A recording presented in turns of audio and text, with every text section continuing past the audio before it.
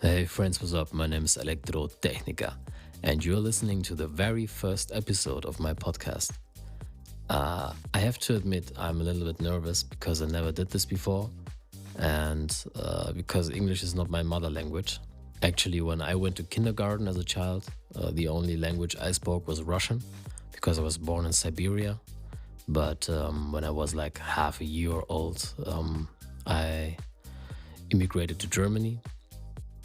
And so in the kindergarten, I didn't understand any German, but I was lucky because there was a boy. He's sitting in the corner when I entered the room with full of children, and he was playing Lego bricks.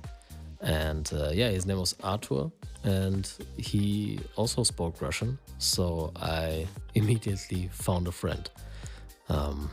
Because actually I was not able to talk to the other people. So, long story short, this is the very first episode. I would like to tell you a bit more about like the background of me as an artist. And today is the perfect day for telling you some background stories because today, 13 years ago, I created my YouTube channel, the Elektrotechnika YouTube channel.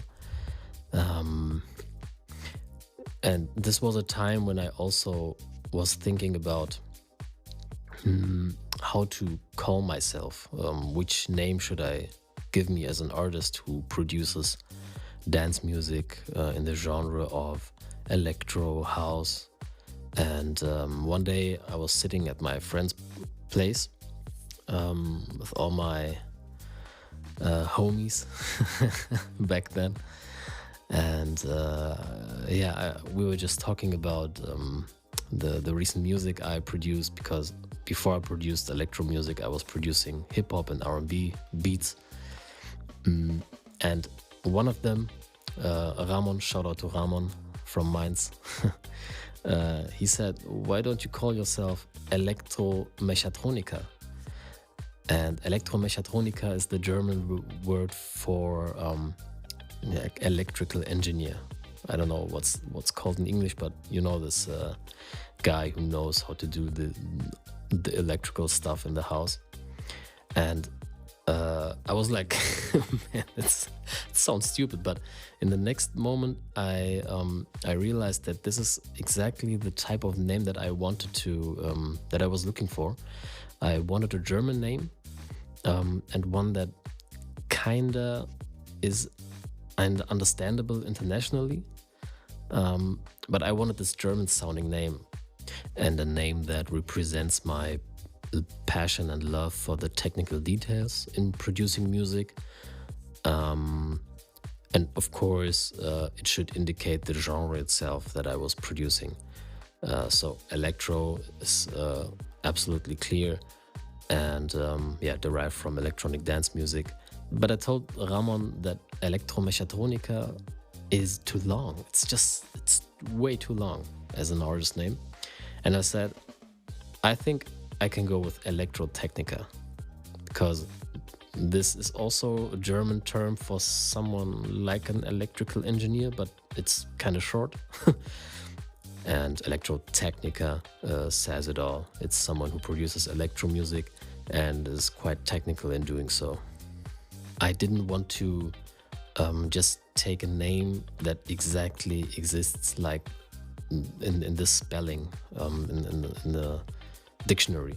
So I slightly derived the spelling. In German, it would say ER at the end, Elektrotechnika. But I removed the E and R and just placed an A. So it really looks like an artistic variant of this German word. Yeah, so this is how Elektrotechnika as an artist was born. When I created the YouTube channel, I was remixing popular pop songs that were brand new back then, like David Guetta and Akon's Sexy, how did they call it in a clean way? Fitch? You know what I mean. and We Know Speak Americano, Carrie Hilson I Like, and Die Antwort, Enter the Ninja. The friend of ours called Brian one day told me, hey man, why don't you remix Enter the Ninja? It's such a insane song, but I could imagine an Elektrotechnika remix with it. And I was like, strange, okay, because the sound, the song is kind of strange, and it's not really, you wouldn't really like have this electro pop dance vision of a song when you listen to Enter the Ninja. But I gave it a try, and actually it turned out very well, so well that one day I had 20,000 clicks on YouTube on one day, yeah. And until today it's more than 250,000, so I think we are at 270,000. And this was quite impressive to me back then, because I was like 20 years old or so, and I was producing music that is listened to by thousands and tens of thousands of people. And quite quickly I also passed the 1,000 subscriber on YouTube.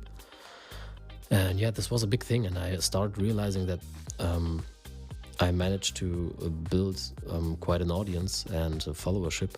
So I felt ready to produce my own music, my own songs, and not those unofficial remixes that I couldn't release officially because they are not cleared, you know. You can't just remix a song and release it.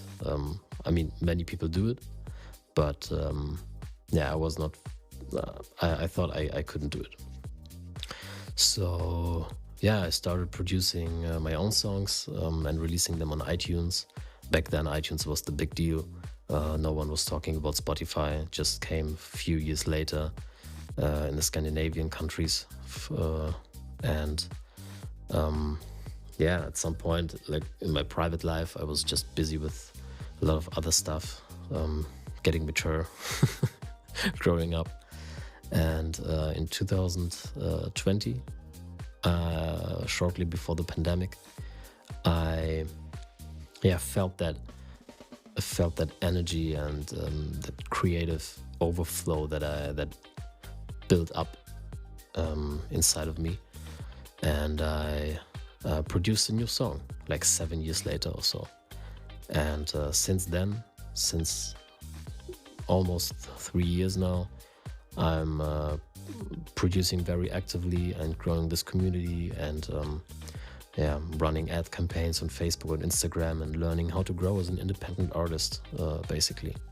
I'm still independent. I did not sign any label deal or so, not because I didn't get any. I did get some, but because I'm so into all this stuff that I don't see the value added if I sign a deal yet.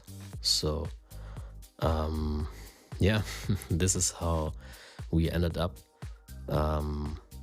sitting here recording a podcast, and you sitting there and listening to my podcast on Spotify or on Apple Music or whatever, wherever. And yeah, I hope you enjoyed it. I hope you learned something new about me as an artist, and I would love to see you in the next episode. And feel free to give me feedback on Instagram, or I think on Spotify you can record those audio messages as a feedback to the creators. So yeah, I would just love to connect more with you, and see you in the next episode. Bye bye.